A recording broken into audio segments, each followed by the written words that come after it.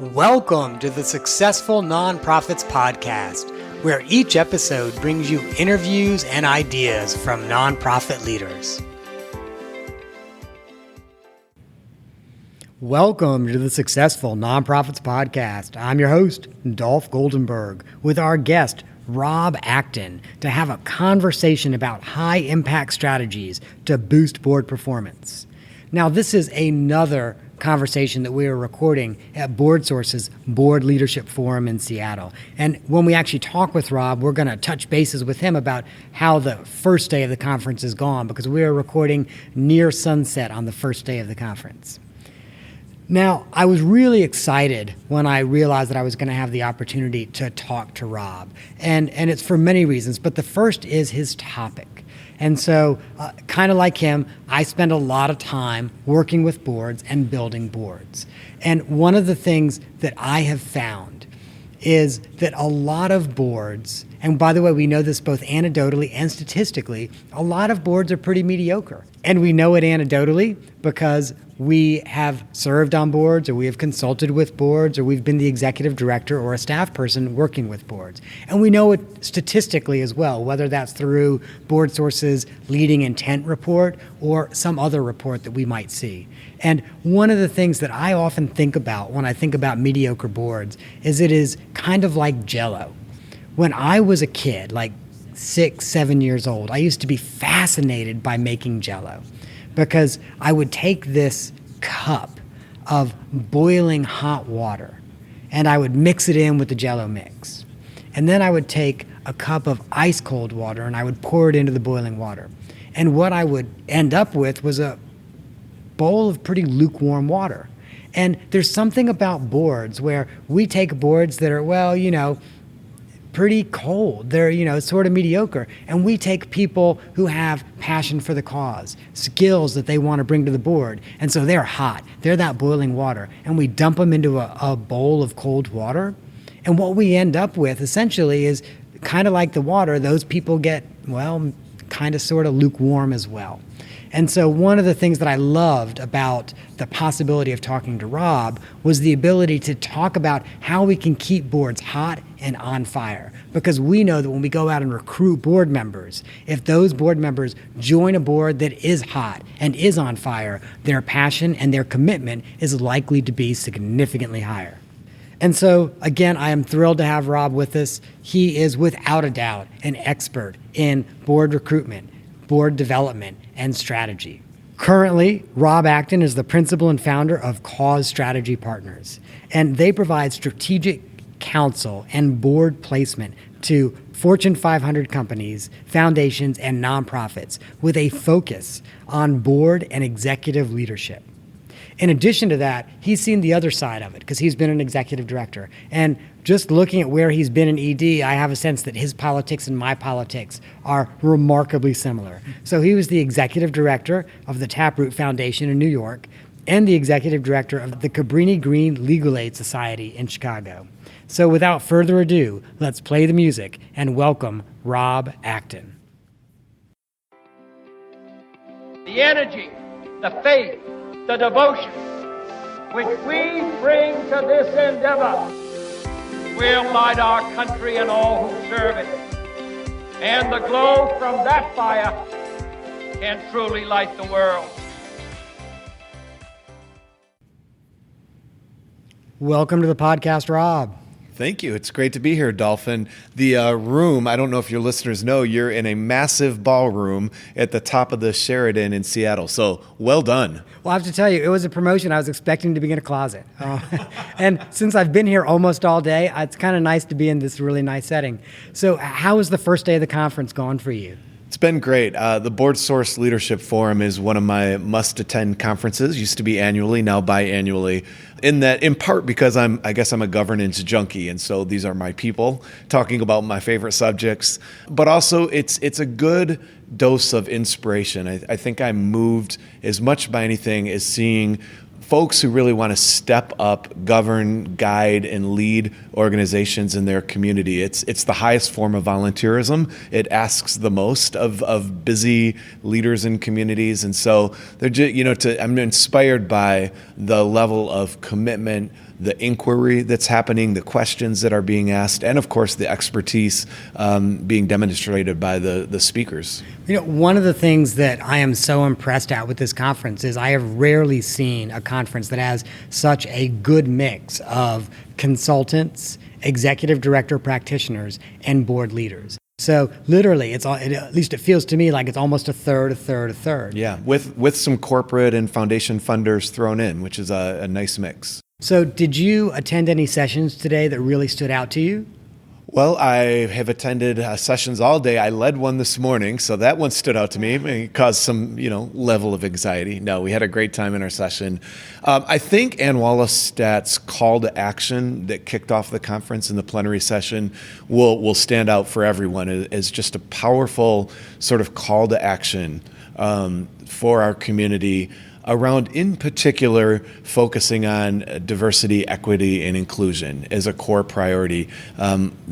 She presented some data from Board Source's Leading with Intent sort of annual index of board service, and it was sobering. Not surprising for those of us that work in the sector, but a very fair and very compelling call to action for our community. So folks that didn't get an opportunity to be here, I don't know if that was recorded and will be on a website on Board Source or something like that. I hope so, because it was really, really brilliantly conceived and wonderfully executed.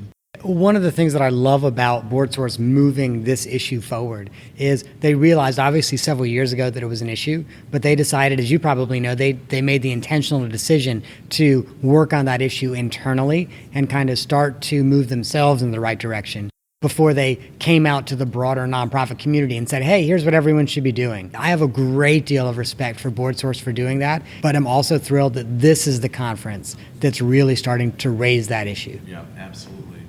So I know in your session this morning, you were talking about interventions to optimize boards. Before we talk about a few of those specific interventions, tell me how you came up with them. So the session's title was 6 Things You Can Do Right Now to Boost Your Board's Performance. My idea was so oftentimes changing the culture of a board, changing the level of engagement of a board. We're here in Seattle, sort of in the Mount Rainier, not too far from us. It can feel a little bit like standing at the base of Mount Rainier and looking up and saying, I've got to get there. It doesn't happen easily. Changing culture, changing systems, changing levels of engagement. So what I wanted to invest my time thinking about and preparing for the session was what would be strategies and tactics that we could offer to say, here's something you can do right now, leaving the conference and getting started to make meaningful change in your board. And I should say that it really came out of my experience from about 10 years ago, attending my first Board Source Leadership Forum in Washington, D.C. Like so many conferences, I'll go to a session and then I'll kind of skip a session or two. And I remember thinking, I really want to see the Holocaust Memorial. So I'm going to go to this first session and then take the afternoon off. I was so captivated by the learning of that session. I rushed back to my hotel room and started putting pen to paper and building plans for my board. And so my idea was, how can I help arm the folks who are willing to come and hear me talk and learn together with some really practical strategies and tactics for, again, optimizing board performance right out of the gate as they go back to their nonprofits. And I think if I recall correctly, you divide those strategies into 3 buckets. 3 categories, so to speak. The first was making better use of board meetings, sort of changing the way the board meeting plays out. And so board members are engaged and better informed and excited about the work of the organization just through that board meeting itself. Second bucket, the idea is treating board members as individuals, not just quote unquote the board. You always hear, CEOs refer to my board, but the board is really a collection of very unique individuals with unique strengths and unique approaches. And so some strategies around really thinking about individual board members as assets and how to leverage those assets. And then the third was around reshaping board culture, very much focused on that question of board culture and how we can strengthen culture in our leadership work for the organizations. What are some of the things that you would recommend changing about meetings? A lot. And Dolph, I know you're in this line of work too. I serve on a couple boards. I, for 12 years, was a chief executive officer.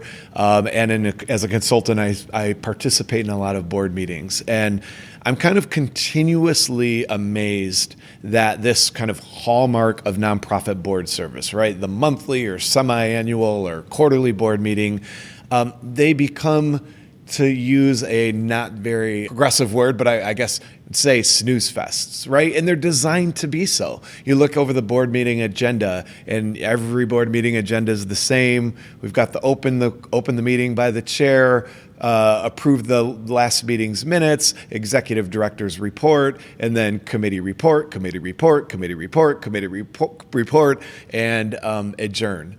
And so infusing the board meeting with just a different level of engagement that asks board members to bring the fullness of who they are, their wisdom, their intellect, their insights, their passions, their thoughts on the work that we're engaging in, and that turns the board meeting into a forward-looking conversation for the organization instead of a look back at everything that the committees have to report on from their committee meetings last month. It can really start to serve to change what happens in that board meeting, and as a result, through an engaged board meeting, turn board members into engaged champions of the organization between the work. What are some of those things that organizations can do so they're not looking back, but so that they're looking forward? Great question. So, I could talk for a long time about this, but let me just hit a couple of highlights that we talked about today and sort of a firm believer in. One is chief executives need to stop reading the executive director report. Amen. And I referenced sort of my early years as an executive director. I'd write what I viewed as, frankly, masterpieces, like great executive director's report. I'd reserve a day and get out of the office and sort of write a 5 or 6 page document that talked about each aspect of the organization, finances, fundraising, programs, staff, progress on strategic plan, and the like. And it was a well-written document because I spent a lot of time doing it. And I don't regret it. That was the right move. No, but the truth is, those written reports, I think, are important tools for a board. It gives them the opportunity in advance of a meeting to really get up to speed on sort of key aspects across the breadth of work that the board's keeping an eye on. The mistake I made was when in the board meeting, the executive or the board chair would turn to me and sort of say, "Rob, time for your executive director's report." I'd feel the sense of adrenaline. I'd say, "Here's my moment to shine," and I'd spend the next 20 minutes or so reading the report that I'd already written for them. So the change that I recommend to change the very nature of the board meeting right up front, if the executive director's report comes at the top, sometimes recommended to actually put it at the bottom so that the board is engaged in a much more meaningful way and the executive director's report is sort of the tail end. Either way, get that written report in the documents. Expect that board members will actually have read it before they show up in the meeting. And then when the board chair turns and says, "Great, Rob, time for the executive director report." And the first time that I did it, I said these words essentially. I hope you all had the chance to read my report. I'd like to respond to what's interesting to you. So 3 questions. First question, what did you see in the report that energized you, that filled you with excitement? It's really helpful to me to hear my board share in the excitement of what's happening in the organization. Or question number 2, what did you read in the report that caused anxiety or concern? Really important that we dig into those issues that you as a board are worried about, that you need to know more about, that are causing, again, concern. Or 3, what did you not see in the report that raised questions or you need more information about, you want me to elaborate on? So I call this for shorthand, and I would encourage, folks in the podcast to think about this as the plus delta question exercise, right? Plus, what did you see that you liked? Delta, what concerned you? Questions, what else do you need to know? So the first time you did this with your board, what was their reaction? Because clearly they were used to something else, probably used to something else from the ED before you as well. Tread carefully because it can be awkward. I'm actually a former a college radio DJ. And so dead air makes me nervous. And it was exactly what happened. People looked around and then they looked down at their packet and you see some sort of opening the packet, probably for the first time, to see if they can pull something together to fill in that dead air. But by the second certainly by the third meeting, that never happened again because a new structure was in place. I'd introduced sort of a new structure. I'm not going to read you my report. I'm going to trust that we're all adults here and you've read it and that you care enough to know what's going on in the organization. And we're going to spend time giving me the opportunity to elaborate on the things that matter to you. I have to tell you that is Dr. Arthur Brooks's strategy. Dr. Arthur Brooks was my econ professor. He and I disagree on everything politically. He's now the CEO of the American Enterprise Institute, by the way. But so he was my graduate school econ professor. And even though we were in graduate school, he would give us a quiz every week. And when people would ask why, we're in graduate school, he would say, well, this is how I help you do what you're supposed to do. So part of what I love about that, you asking the question instead of giving the report, is it kind of becomes like that quiz. They know that you're going to ask the question, and they know they need to be prepared for the question. Exactly right. Prepared, and it's a dialogue instead of a monologue, instead of a report.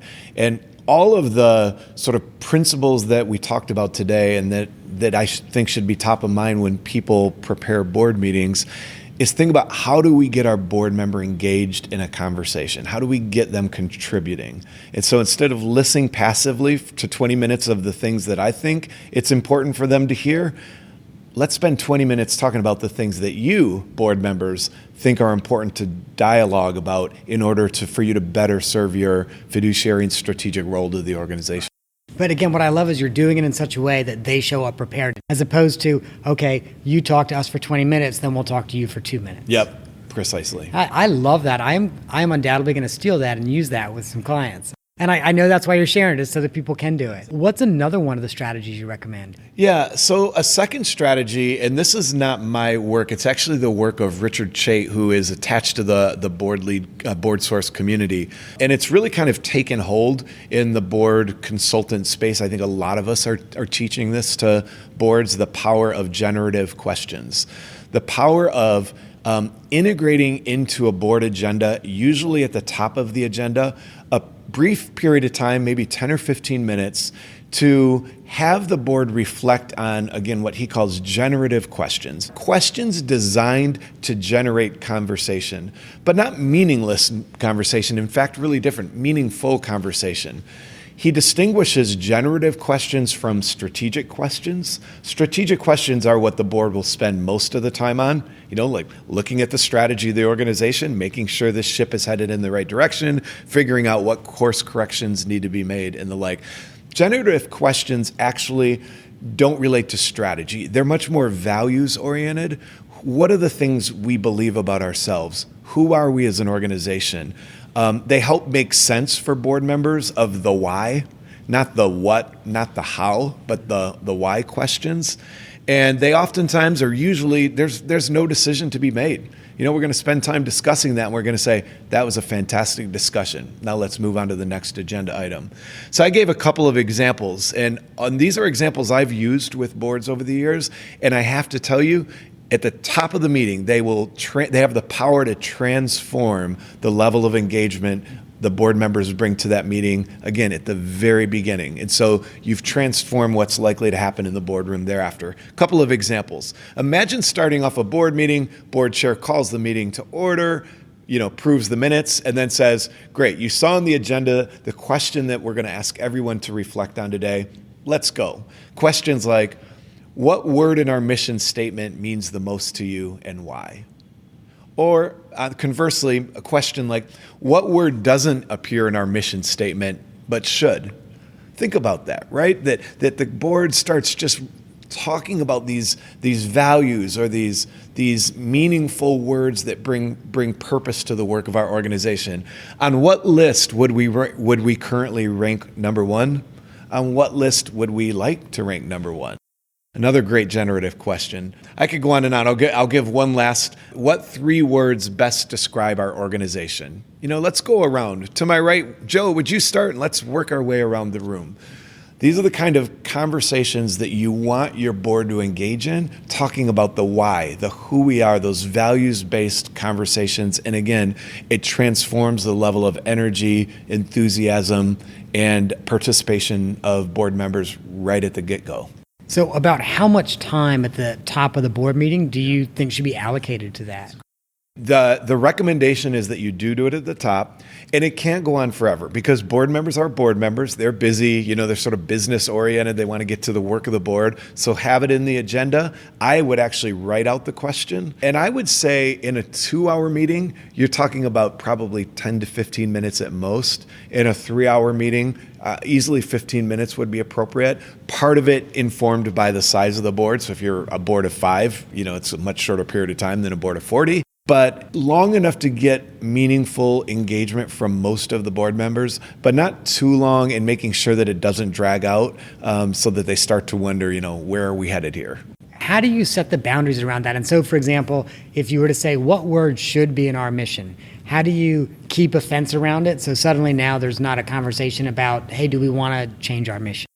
Early on in this process, educate the board around why we're doing this, right? The generative question we have at the top of the agenda, please don't feel any pressure to come prepared with your decision or your emotion. We're not taking emotion, right? This is designed to help us acclimate with one another around the why, who we are as an organization and why we feel the way we do about the work. And we also want to get to know each other better and learn from one another's perspectives. And so, those of you who are sort of like really productive types that really want to make sure every moment counts, guess what? This moment counts, but it doesn't count because there's a vote at the end. It counts because the process itself is going to be important to our work. Right, because it's oiling the machine and the meeting will go better. Now, what's another innovative strategy you can give our listeners? As it relates to board meetings, I guess I'd throw one other out there and encourage folks to use a board dashboard to help the board kind of in their fiduciary oversight and just overall tracking of strategic success, programmatic success. I gave a couple of examples in the session. They can be really simple, that maybe just outline 5 or 6 core priorities of the organization, the pillars of the strategic plan, or priorities that the board is wanting to see the organization move dials on with green, yellow, or red warning lights. And so, you've kind of got a very simple dashboard that you put in front of the board, but it gives them a sense of where they are, of where the organization is on things they're measuring, and then a point to ask questions. Well, why is it that, strategic prong Y of the organization is red when all of the others are green? What's going on there? And you can see you've sort of launched into a conversation. I would encourage a much more robust dashboard, which takes some time. It takes some time to build a good one. And in fact, BoardSource has a resource available on board dashboards that includes, sort of deep thinking around the process and how you build it and how you get there. It even provides some templates on that you can use to sort of build the actual one-page document. Sometimes you'll go online and you'll be like, wow, that costs $65 or that costs $90. But when you buy it, you find, okay, it just saved you 20 hours in making your dashboard and it's well worth the $100. And at the end of the day, you'll build the board dashboard that your board needs, but think about it as maybe 10 to 15 KPIs, key performance indicators, things that not the CEO has told the board we're going to give you data on, things the board has told the CEO in a planning retreat somewhere along the way. This is the information we need on a quarterly basis to know that this organization is accomplishing mission, is in a good place for the future, and we need warning lights. We need to know when we're starting to fall off the track, where we're trailing goals, where things are starting to come up that concern us against those key performance indicators. So you're giving the data, you're giving green, red, yellow, and then you're, again, putting that in front of the boardroom at every board meeting. They're asking the right questions of the executive director, of the senior staff who may be in the room. And again, you've sort of transformed the board's ability to engage, to be informed, and to be meaningful governors of that organization. I also have to share with you that one of my favorite board chairs when I was an executive director was Rhonda K.R. Cook. She was a West Point grad. And Rhonda, and gosh, this was 10 years ago, Rhonda helped us in creating a dashboard for the board. And what I loved her focus on it. So when she first kind of rolled it out to the board, for most of the board, dashboards were new. You know, it was 2007, and people were like, okay, what are we doing here? And it was coded red, yellow, green. And the first time she rolled it out, and I wish I could make my voice have the same cadence and tone as Rhonda, and I cannot. But Rhonda essentially said, okay, you see that there are a lot of greens on here. When we pass this out, we're not going to talk about the greens. We are going to talk about the yellows and what we can do to turn yellows to green. And we're going to talk about the reds and what we can do to turn reds to yellow. We're not also going to have the unrealistic expectation that we are necessarily going to take something straight from red to green. But it was really funny because like the way she presented it, it was just so clear that all of the board got what we were going to be doing with the dashboard. And at the time, my management team would come in, to the board meetings with me as well. So then also the management team did not feel like the board was only focusing on what was wrong, because they understood from the outset, okay, greens are good. We don't have to spend a lot of time on those. What I love about that story is, Rhonda, I use a phrase regularly, and I usually repeat it 2 or 3 times intentionally because I think it most perfectly describes what you want your board doing. You want them to be consumed with mission impact, right? Boards should be consumed with mission impact. Look, this is a cause you care about. You decided to become one of the governors of the organizations, one of the 12 or 15 people governing and guiding and leading this organization from a seat on the board. You just can't show up to a board meeting, sit politely, smile at the executive director's report, hear a couple committee chairs, and leave. You have to be leaning in, consumed with mission impact. The cause area, whether it's kids or patients or the environment or animals that need a home, whatever that cause area is, it's got to kind of get to you, and you have to be consumed with making sure that that mission is not only coming to life, but that the organization is constantly improving and growing and professionalizing its ability to get there. Rob, we're going to take a quick break, and when we come back, we're going to see if there is one final strategy you would like to share with our listeners.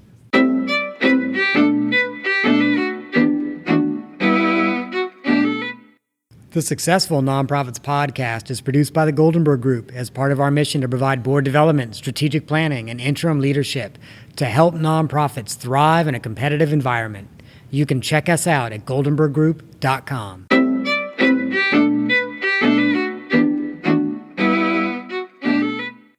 Welcome back to the podcast, Rob. So we don't want to give away everything that you shared in the BLF conference, because obviously we want there to be some value for the people that came to the BLF conference. But if there was one more intervention that you wanted to make sure listeners knew about, what would it be? Well, I'll throw this one out there. I mentioned at the top of the podcast the idea around treating board members as individuals, not just the board. I'm really passionate about this one. When I've been asked to serve on a board, because I'm in this world, this is sort of how I approach it.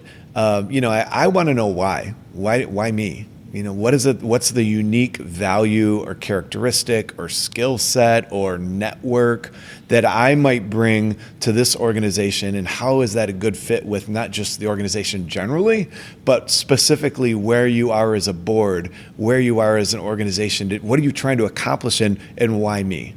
I don't think most organizations do that, and I don't think most board candidates explore that together. We all have been in the boardroom, those of us who are in the sector have all been in a boardroom where it's sort of like, hey, we need somebody who knows something about finance because our treasurer is going to resign. Does anybody know anybody? Does anybody know anybody? And then, it's very non-strategic. So what I encourage board candidates to do is ask that question. But I encourage our nonprofit leaders to say, as a part of that process, make sure you're really uncovering those unique strengths that a board candidate brings to the table. And once you've identified and named those strengths, find opportunities to leverage them to drive mission impact. We had an opportunity a while ago. We placed an engineer from Google on a nonprofit board, and he is a techie. Like he sits behind a computer, he codes, he looks at data, he analyzes, and that's his safe space, right? So asking this individual to sort of sell 10 tickets to the gala or lead a silent auction, that's not going to be where he can drive impact, and it's going to probably make him uncomfortable. This organization had the wisdom in that vetting process to say, you know what we'd really want you to do is to lead a technology task force. We have a technology problem. We know we're behind the ball. We need an assessment of our technology. We need recommendations for how to run this organization on a technology platform. Our data measurement is terrible. Sounds like you know something about data. We'd love for you to lead a task force. And then this guy was all in. He had found his way to deliver his core skill set, his strengths to better the organization. At the board meeting, he might be sitting next to somebody who has a wildly different set of skills and contribute in wildly different ways. So it's sort of stepping out of that one-size-fits-all mindset. I've got, quote unquote, the board. And what you really have is a collection, hopefully, of talented individuals who, if leveraged appropriately, can drive enormous impact for the organization, separate and apart from the board meeting, which we talked about earlier, the sort of general agenda of the board meeting. You've got the opportunity to grab a hold of tremendous skills. Does this mean that you don't think having a give-get is a good idea? I think, two things. Number one, every board member must make an annual personal contribution. It's just a requirement of board service. Foundations are going to ask the nonprofit in a grant application, did 100% of the board give? And if the answer is no, they may say, well, come back next year after they have. And that's appropriate, right? These folks are as close as you get to owners of an organization. They're not owners. They're governors of a nonprofit organization. But it's fair for another potential funder to say, if those folks who are closest to the organization, who are guiding and leading it, aren't personally investing, why are you asking me? So everybody has to give.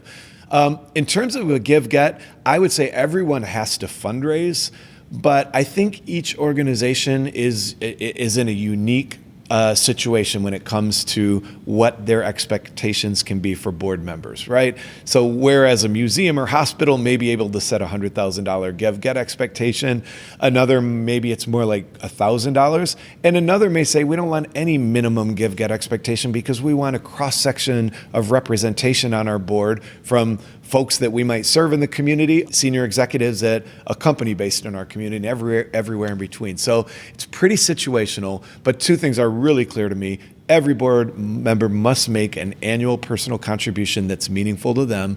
And secondly, when there's a fundraising effort, every board member has to engage to the best of their ability. I'm glad that you sort of shared that, because as you were talking, I was picturing a board member taking that little bit of a clip and sending it to their board and saying, see, not everyone thinks I should have to fundraise. And I figured that was not the way you felt. Nope, I'm glad you clarified that. I sure do not. I always like to ask an off-the-map question. Sometimes it's curveball, sometimes it's not. Now, it's not really about the topic of what we're talking about today, but you are in a very unique position at Cause Strategy Partners. The reason I say you're in such a unique position is because you are helping to place candidates on nonprofit board. And so on the one hand, you're advising the board, but then in some cases, you're working with corporations and you're advising the candidate. So when you are advising a candidate, whether to choose nonprofit A, B, or C, what criteria do you recommend they consider? We are fortunate. In 2.5 years, we've placed 186 board members in New York City and Chicago. We just expanded our program to San Francisco, and then a new partnership will take us to Seattle and Washington, D.C. as well this year. So we're operating in 5 cities, and it's exactly what you said. We partner cross-sector partnerships with corporations and foundations to place their talent on nonprofit boards, train and support them along the way. So when I'm talking to candidates, number one, bar none, the most important thing is find an organization where you're passionate about the mission. That's a core driver of board service. It just doesn't make any sense to sign up for the role and responsibilities of board service if you don't feel that organization in your gut, if you don't resonate with the core mission. But it doesn't end there.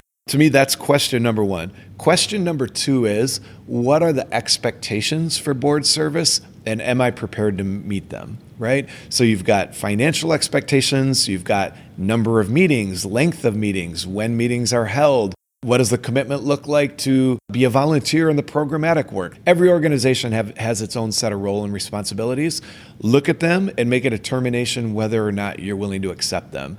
It drives me nuts when people sign up for a board, they know what the role and responsibilities are, and they don't follow through on them. And then the third thing is professional skills. Figure out, does that organization's board have a need for your professional skills? So if I'm an attorney and I'm talking to a nonprofit organization that has 8 attorneys already on the board, I'm less inclined to move in that direction because I'm thinking, well, my legal skills actually, I'd sort of, not that I want to do the legal work pro bono, but I'd sort of like to add my professional lens in a boardroom where there's a marketer and an HR professional and a technology expert and whatnot. So I have the opportunity to kind of leverage my core professional skills in a meaningful way, because that's an important way that board members drive value in the nonprofit boardroom beyond kind of their insights, wisdom, giving and getting and that sort of thing.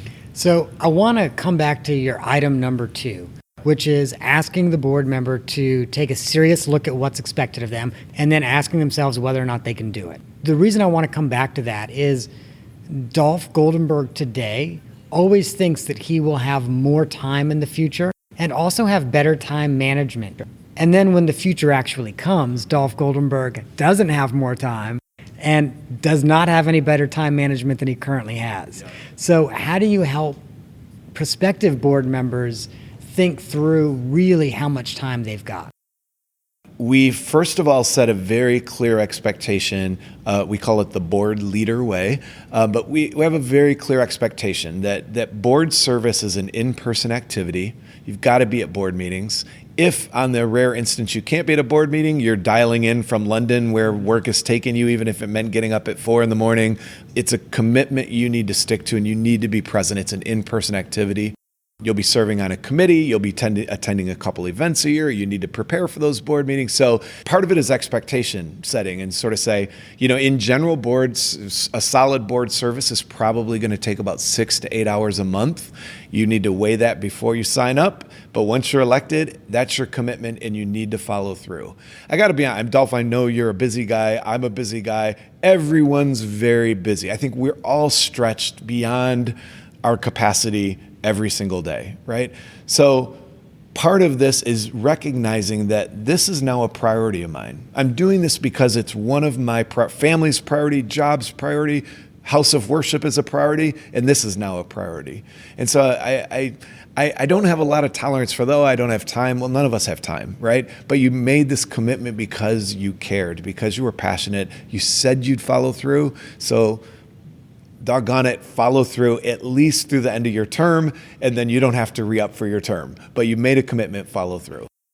I'm a purist on it. I don't know, maybe it's my mom and dad and the upbringing I had around following through on commitments, but I'm just a purist on it. You weigh it, take the time before you're elected to that board to weigh it, and weigh it honestly. There are reasons why sometimes you have to back away from a board. You move to a new community and it's a local organization, right? Or my family situation has changed dramatically. My spouse has a terminal illness. I mean, you can imagine instances where things change. But by and large, I just am really passionate about the idea that you've made the commitment, see it through, step up and see it through, and expect the same out of your other board members, right? And I don't know how you feel about this, and I agree with you that I would always rather see it all the way through, but I would also rather that an underperforming board member who's not meeting their obligations step off the board if they're not willing to step up. Board members norm to the average. So that person brings the average down, and other people look and go, well, I'm not as bad as Bill over there. A speaker in one of the sessions today, going back to the Board Source Leadership Forum, made a comment that I jotted the note down, looking through my notebook here to see if I can quote it exactly. But the idea was, board chairs always stay focused on the end goal, of course, the mission. Hurting people's feelings isn't what's important. Making unpopular decisions, that's not the important consideration. The important consideration is always staying focused on the end goal. So, when you've got a board that has a couple members who aren't following through on the commitment, it's not fun to fire a volunteer. But if they're not stepping up, your job ultimately is not to keep relationships easy and avoid difficult conversations.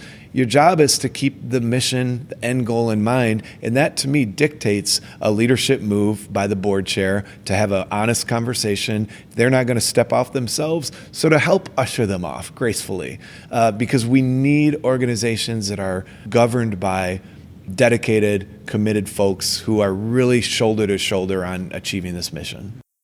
Rob, thank you so much for joining us today.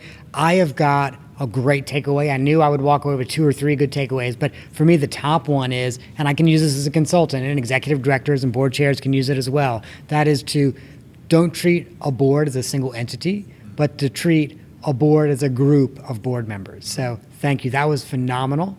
I also want to make sure that everyone knows how they can reach out to you. So I would strongly recommend that listeners go to your website at causestrategypartners.com. And there they can find out more about your services. They can find out more about you and your team, who now apparently is working in 5 different cities. But then I also want to make sure that people know how to connect with you on social media. And I think your favorite social media right now is on Twitter, and you've got 2 Twitter handles. So people can connect with you on Twitter at Robert Acton, and also on Twitter at Cause Strategy. So thank you again for joining us today. What an amazing experience to get to talk to you. It's been a huge pleasure, Dolph. Thanks for the opportunity, and look forward to finding you in that Delta Lounge very soon.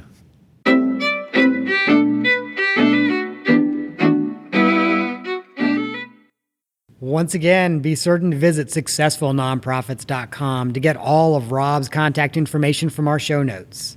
And while you're there, stroll on over to Twitter to make sure that you follow him. And you can also make sure you follow me. I'm at Dolph Goldenberg. And of course, pretty much any social media I use, if you put my name in, there's one in the galaxy. So I will be the person that comes up.